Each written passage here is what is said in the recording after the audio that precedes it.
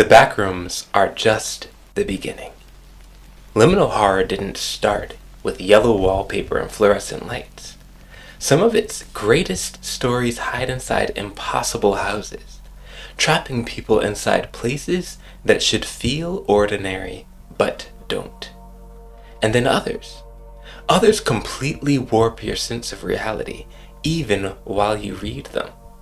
These are stories where isolation, the uncanny, uncertainty, and existential dread creep off the page and beyond the screen, taking your mind to places you'll never forget, no matter how much you'd like to. What's good, fellow future-minded folks? After I finished my last video, I found myself asking a question.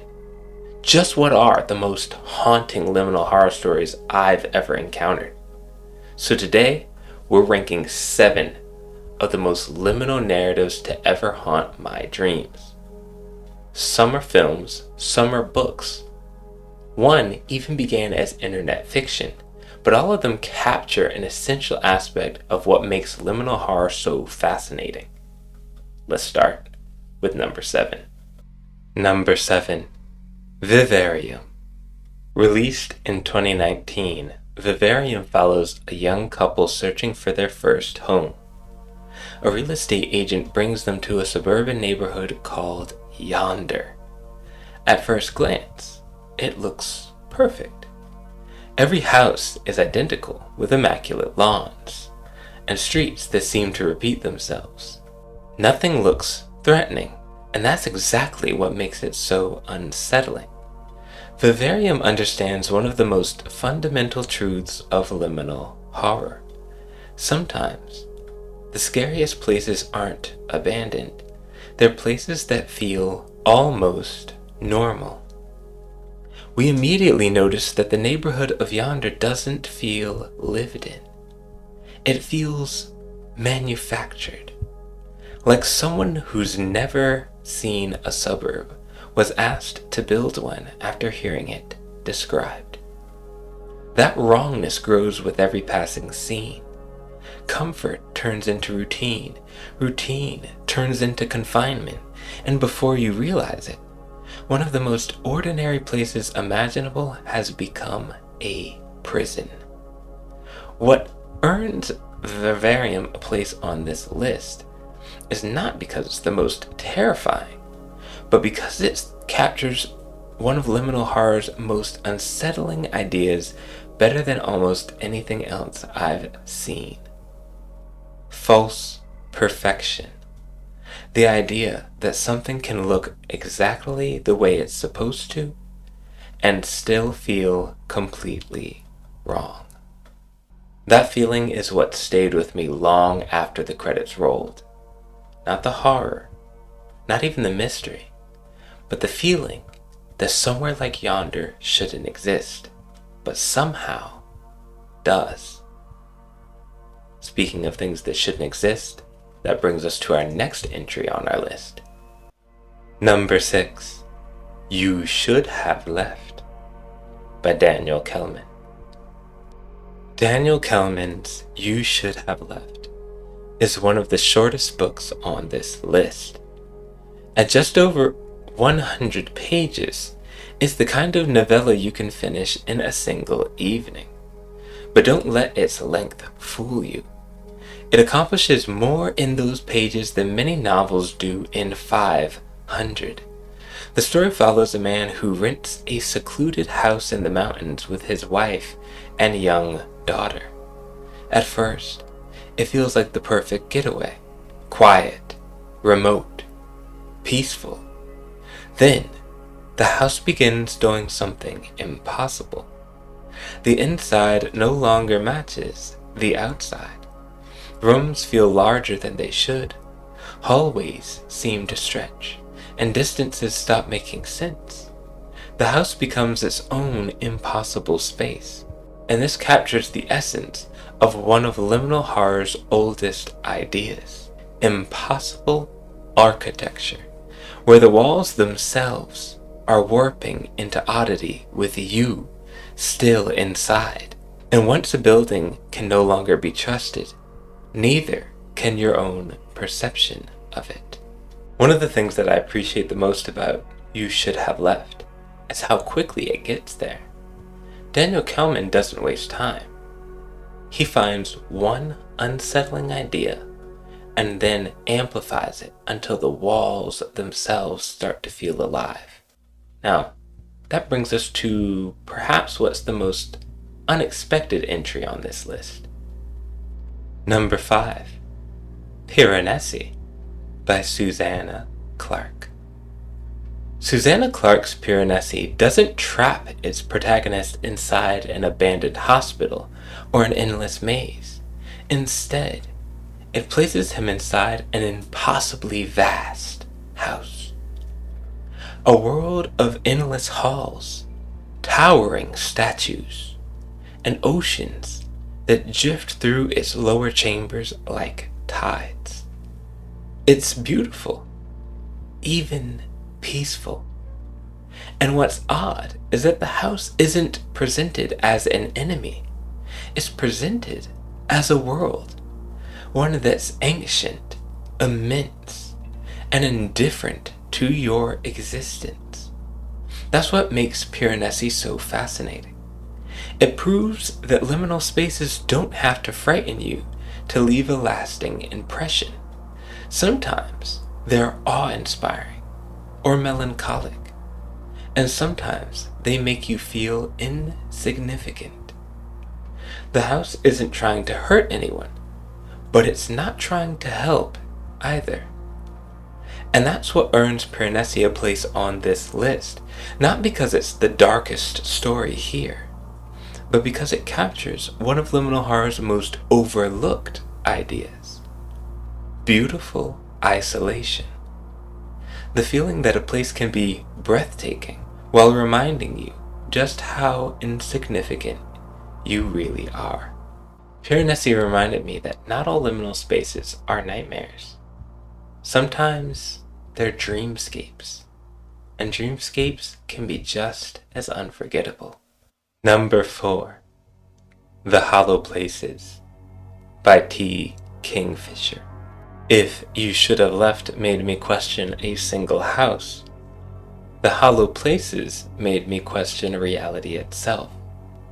Kingfisher's book begins with an antique museum. Not exactly the place you'd expect one of the strangest liminal horror stories to begin. But hidden behind a wall is a passage leading somewhere that should not exist. A place of endless willows, impossible bunkers, a landscape that feels like it should belong to another version of reality. What makes the hollow places stand out isn't just the setting. It's the feeling that our world and this other one are separated by something so thin as a single doorway, a hidden passage.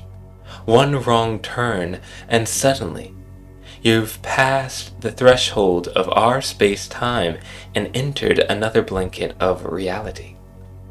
Unlike You Should Have Left, where the architecture itself becomes impossible, The Hollow Places asks a different question.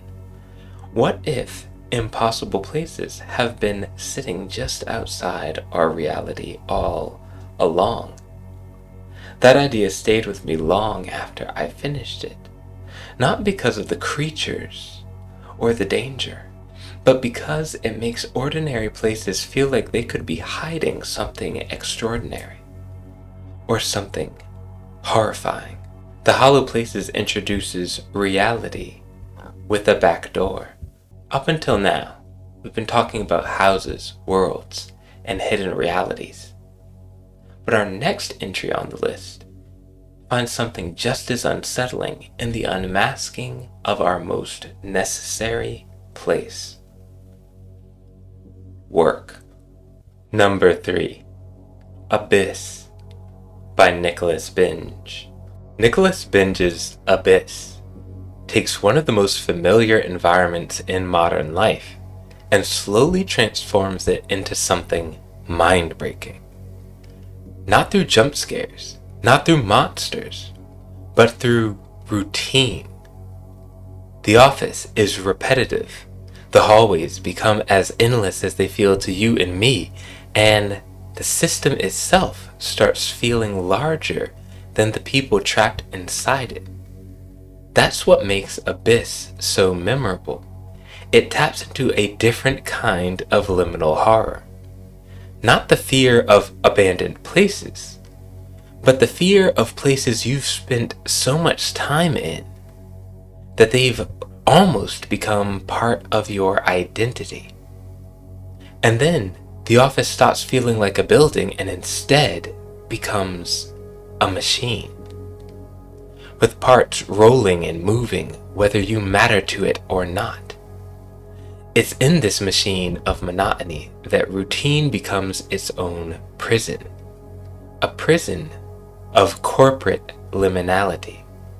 That repetition erases your sense of place while reminding us that some systems become so large they stop feeling human altogether. Many credit this next entry on our list as the origin of the Backrooms themselves. And this isn't just architecture that breaks reality. According to the lore, it could be responsible for reality itself. Number 2, SCP-184, The Architect. Unlike the other entries on this list, SCP-184 begins with something deceptively small. A simple object. But according to the SCP Foundation's files, that object has an extraordinary effect. It doesn't destroy buildings. It expands them. Rooms become larger than they should. Hallways continue long after they should have ended, and entire structures grow into impossible labyrinths hidden behind ordinary walls no larger on the outside than before the object entered the structure. But inside, the further an explorer travels into the expanding space, the stranger it becomes. Familiar architecture slowly warps. Rooms stop resembling anything built by human hands. Landscapes of interior unlike anything the eye has seen. Memory begins to fail. Orientation becomes meaningless, and eventually, it's no longer clear whether one is exploring a building or a new reality entirely. What makes SCP-184 so fascinating isn't just the object itself. It's what the SCP community imagined beyond it. Some stories suggest that SCP-184 never stopped expanding. That every impossible space, every endless corridor, this dimensional transcendence, could all trace back to this one anomaly. Some even speculate that SCP-184 isn't simply creating larger buildings, it's creating the universe itself. And that endless expansion of space, the growing distance between galaxies, existence as we know it, might all be the result of an object that cannot stop building. Now, whether you accept that interpretation or not, it's one of the most unsettling ideas I've ever encountered in internet horror. That's what earns SCP-184 the number 2 spot. Architecture of origin without end. The haunting truth that space itself isn't stable. It's still being built.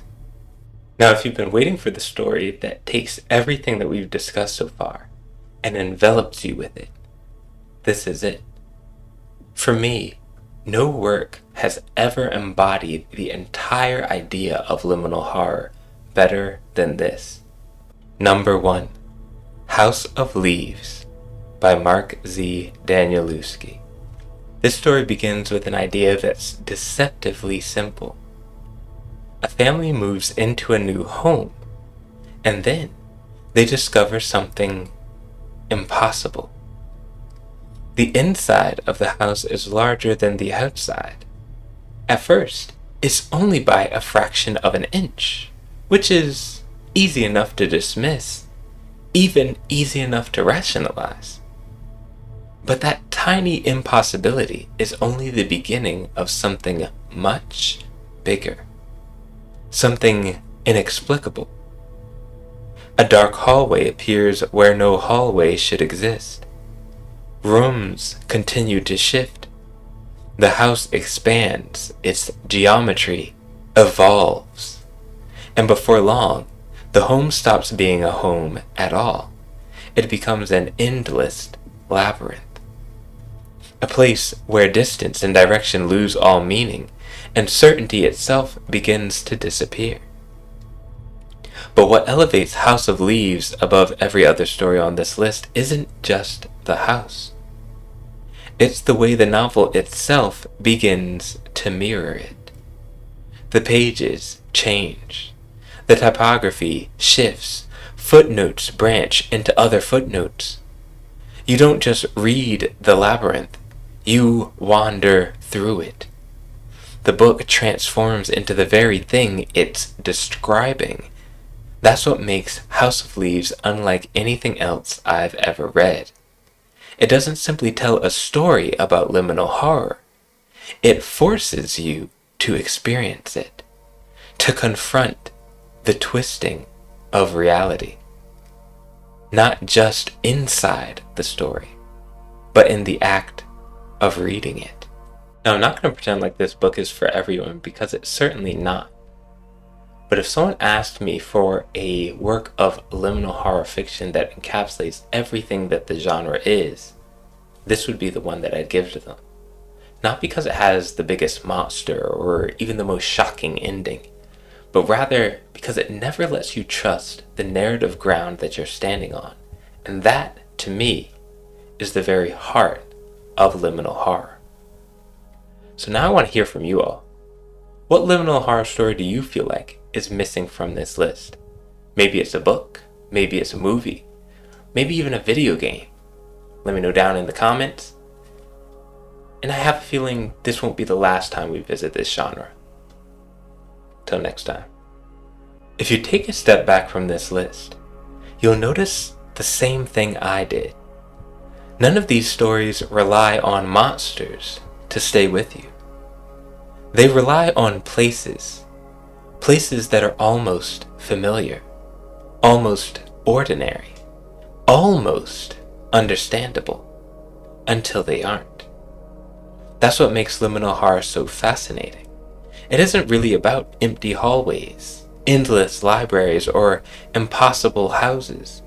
It's about the realization that reality might be far stranger than it appears. And once that idea gets into your head, it's almost impossible to let go.